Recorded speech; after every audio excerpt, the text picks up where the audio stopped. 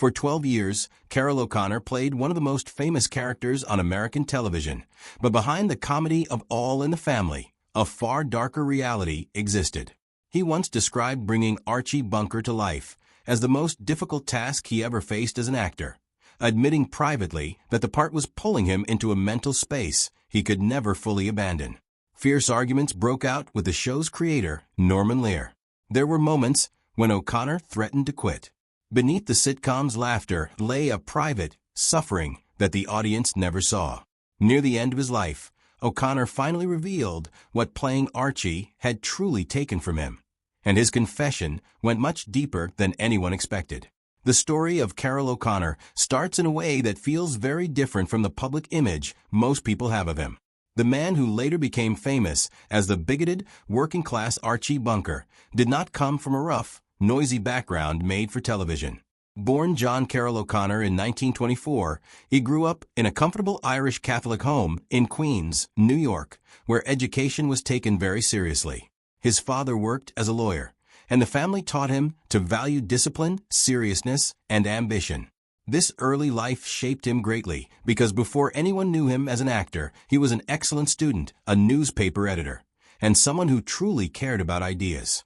That background makes the next part of his life so interesting, since nothing about his youth pointed directly towards sitcom fame. After World War II, he went to the University of Montana, where he studied, worked on the school paper, and met Nancy Fields, the woman who would become his wife. Even then, his future seemed tied more to learning than to performing. Acting was not an obvious path. His life looked like it was moving toward writing, scholarship, or another thoughtful career. Then something happened that quietly altered everything. He traveled to Ireland to help his younger brother Hugh get into medical school, and that trip opened an unexpected door. In Dublin, O'Connor found acting almost by chance, and that surprise gives his story a special appeal. He had not crossed the ocean looking for fame. He had gone out of family loyalty.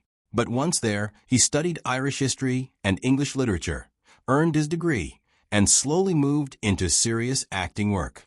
He performed at University College Dublin and later at the Gate Theatre, one of Ireland's finest stages. So the future face of one of America's most famous television shows first grew into an actor far from Hollywood, in a different country, through study, discipline, and stage work that demanded real skill. That path makes his later fame feel richer because it was built slowly and from unexpected beginnings. Even after acting entered his life, success did not come quickly. In fact, his career stayed winding for many years. He returned to the University of Montana in 1956 and earned a master's degree in speech, which tells us a great deal about the kind of man he was. Most people trying to break into acting would have chased roles full-time, hoping for something big to happen. O'Connor kept studying. He kept building himself in a deliberate, careful way. That choice makes his life feel less like a fast rise and more like a long preparation, as if he was becoming the actor he needed to be long before the world noticed. And the world really did take its time noticing him. His rise was painfully slow. After coming back from Ireland, he spent years moving through small roles in television and film. Audiences often recognized his face before they knew his name, and even that recognition came gradually. He had training, presence, and intelligence, yet fame stayed out of reach. By the time he finally became a household name, he had already spent nearly 2 decades living as a hard-working unknown, taking parts that paid the bills without changing his life. One of the strangest examples of this came in 1963, when he appeared in Cleopatra, one of the biggest and most expensive films ever made, filled with major stars and massive attention.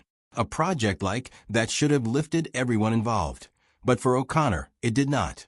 He was still just another serious actor doing solid work inside a giant production that left him largely unseen. That detail says so much about the early part of his career. He was getting opportunities, yet the spotlight kept sliding past him. The first real shift came later, when he played Major General Colt in Kelly's Heroes in 1970. That role finally brought him stronger attention, though even then he was seen more as a dependable character actor than as a major star. Directors could trust him, and viewers remembered him, but the industry had not fully handed him the center of the stage. What makes that delay so striking is his age.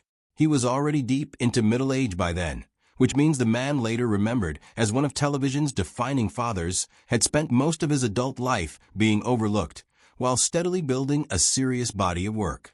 That intensity matched the danger of the show itself. All in the Family arrived in 1971 and stepped straight into subjects that television usually handled with great caution. Racism, sexism, politics, class anger, and family conflict were placed directly in the living room. CBS was so nervous before the premiere that it aired a disclaimer explaining the show would put a humorous spotlight on human flaws and prejudice. That is a remarkable detail, because the network was warning viewers before the first episode even began that they were about to see something sharp enough to provoke them. And provoke them it did. The show became the #1 program in the Nielsen ratings for 5 straight years. Millions of families were watching the same arguments unfold each week. In its strongest period, the audience reached around 50 million viewers. That scale is hard to overstate. A sitcom built around a difficult, abrasive central figure became one of the biggest shared conversations in American life. O'Connor's performance sat at the center of that explosion, and the industry recognized the difficulty of what he was doing. He won 4 Emmy Awards for playing Archie Bunker, which reflects more than popularity. It shows how clearly people could see the skill behind the role. The public reaction made the character even more fascinating. Some conservatives saw Archie as a man saying what they themselves believed. Many liberals saw him as the joke, a living example of prejudice being exposed and challenged. That split gave the show unusual power because 2 people could watch the same scene and walk away feeling they had seen completely different lessons. O'Connor found that troubling at times, especially when viewers embraced Archie in ways that missed the warning inside the performance. Even so, that tension became part of what made the show unforgettable. It did not just entertain people. It made them argue about what the laughter meant. Even small details from the series carried that cultural weight. Archie's famous recliner ended up in the Smithsonian's National Museum of American History, which is a rare fate for a television prop. And that chair was not chosen without feeling behind it. Norman Lear said it was inspired by his own father's red leather chair, the place around which family life once gathered. So even that piece of furniture held a personal connection to real memory, which helps explain why the show reached people so deeply. It was built from observation, tension, and emotional truth. Behind the scenes, though, the making of All in the Family was anything but calm. The conflict between Carroll O'Connor and Norman Lear was serious, messy, and deeply personal. In some ways, that struggle became part of the show's creative engine. Both men believed they were protecting something important, and both fought hard for control. Lear later described the relationship in brutally difficult terms. And what makes that even more surprising is that this bitter partnership was producing one of the biggest sitcoms in television history. O'Connor was not an actor who simply accepted the material and performed it as written. He often rewrote scripts and pushed back whenever he felt the comedy sounded false or overly broad. He wanted the lines to feel real in the mouth of the character. He believed exaggeration could weaken Archie. That led to frequent clashes because Lear had his own instincts about comedy and structure. O'Connor later made comments suggesting that his ideas often prevailed, which only deepened the tension. Still, those battles helped shape Archie into someone who felt lived in rather than invented in a hurry. At one point, the conflict became so intense that it nearly shook the whole series. During work on an episode called The Elevator Story, O'Connor reportedly found the script so unrealistic that he broke down at the table read and refused to continue as if nothing were wrong. The situation grew serious enough to involve CBS executives and lawyers. That tells you how high the pressure had become. This was not a private disagreement hidden in a corner. One actor's conviction about the material had reached the point where a top-rated show briefly seemed at risk. The fights got so bad that Lear reportedly considered moving forward without him. That idea feels stunning now because O'Connor was not just a cast member. He was the center of the show. Archie Bunker held the whole structure together. Yet disputes over scripts, control, contracts, and money created moments where even that seemed unstable. Talk of Archie-less episodes and other extreme options shows just how close things came to a deeper break. What made the whole thing even more painful was how far O'Connor himself stood from the man he played. In real life, he was educated, thoughtful, well-traveled, politically progressive, and deeply humane. He believed in equality. He rejected bigotry completely. He once said there was no such thing as an adorable bigot, which made his feelings clear. He never saw Archie as cute or lovable in some harmless way. He understood the damage Archie represented. Still, for 12 straight years, he had to wake up and step inside a man who embodied so much of what he despised.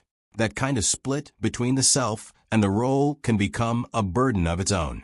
Day after day, he had to give voice to the very ideas he found ugly, and he had to do it convincingly enough that the character felt alive. When All in the Family ended in 1979, O'Connor did not leave Archie behind. In a way, the role followed him into another chapter. CBS wanted more, so Archie Bunker's place was created and ran from 1979 to 1983. This time, Archie was no longer planted in his old living room chair, barking at the world from the safety of home. He became a bar owner, a man dealing with business, staff, customers, and a wider social world. That shift opened the character up in new ways. The setting changed, and with it came space for more vulnerability. At the same time, the new series was hit with a problem that cut straight to the heart of the story. Jean Stapleton had spent 9 years playing Edith Bunker, and when the spin-off began, she was ready to leave. She did not want to keep returning to the role. Her decision was firm, and that left the production in a painful position. Edith was not a small part of Archie's life. She was the emotional center of it. Norman Lear first suggested keeping Edith alive off-screen, still part of the world, but never seen. O'Connor immediately felt that idea would weaken the show. He understood how false it would feel. Edith mattered too much to be turned into an invisible presence. That disagreement led to one of the most difficult decisions of O'Connor's career. He pushed for Edith to die. He later recalled telling Lear that he could not do the show with a non-existent Edith, and that they would have to write a story where she died. Lear resisted, and the talks broke down that night, but O'Connor held his ground. He knew Edith was much more than Archie's wife. She was his warmth, his conscience, and often the only soft place in his life. Without her, something central in him would collapse. O'Connor wanted the show to face that truth directly. The choice was painful, but he believed honesty mattered more than comfort. That decision led to one of the most unforgettable episodes in television history. The episode was called Archie Alone, and it aired on November 2nd, 1980. Edith had suffered a stroke off-screen a month earlier. There was no dramatic build-up, no long farewell, no big final speech. What viewers got instead was Archie sitting with the reality that she was gone. The silence in the episode did much of the work. There was no laugh track rushing in to soften the blow. There was no comic release to break the tension. O'Connor let the grief sit there in the open, and what he gave the audience felt painfully real. The Peabody Awards later honored him personally for that episode, saying his grief carried all the agony of real sorrow. When Archie Bunker's place ended in 1983, the closing of that chapter came with bitterness of its own. CBS canceled the show abruptly and, according to reports, gave neither O'Connor nor the production team any warning. The cast and crew were simply shut out. O'Connor was furious. Then the silence started. For 5 years, the man who had lived as Archie Bunker for 12 continuous years mostly vanished from television. It was not a peaceful withdrawal. It felt more like an identity wound. People still shouted, "Hey, Archie," when they saw him in public.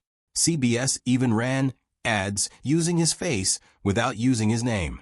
The character had become so fused to him in the public mind that separating the two seemed nearly impossible, even for O'Connor himself. Then came a remarkable reinvention. In 1988, O'Connor stepped into In the Heat of the Night and took on the role of Bill Gillespie, a Southern police chief who slowly grew into a fair and principled man. It was a sharp turn from Archie Bunker. Audiences had spent years connecting O'Connor's face with a character shaped by racism, fear, and ignorance. Now they were watching him play someone moving toward justice and moral clarity. That shift was not accidental.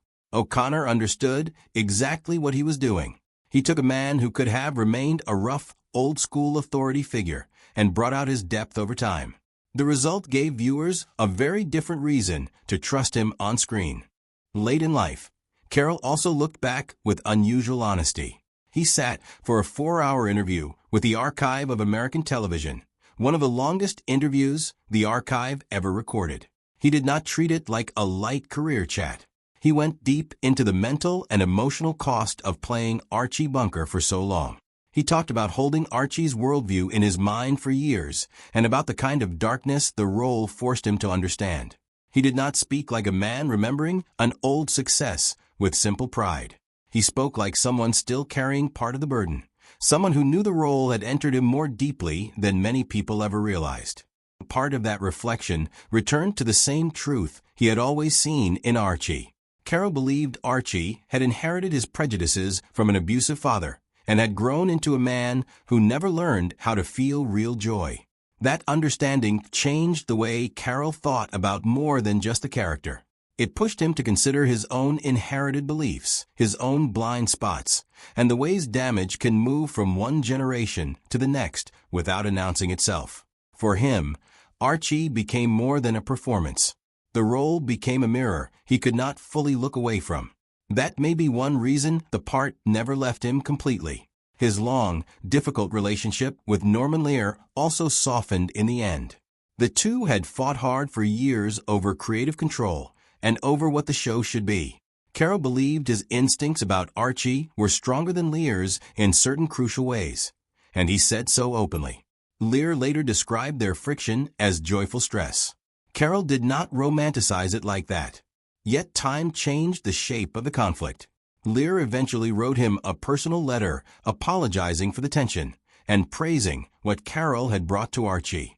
When Carroll died, that letter was reportedly the only thing sitting on his otherwise empty desk. He had kept it there for years, which says a great deal without needing many words.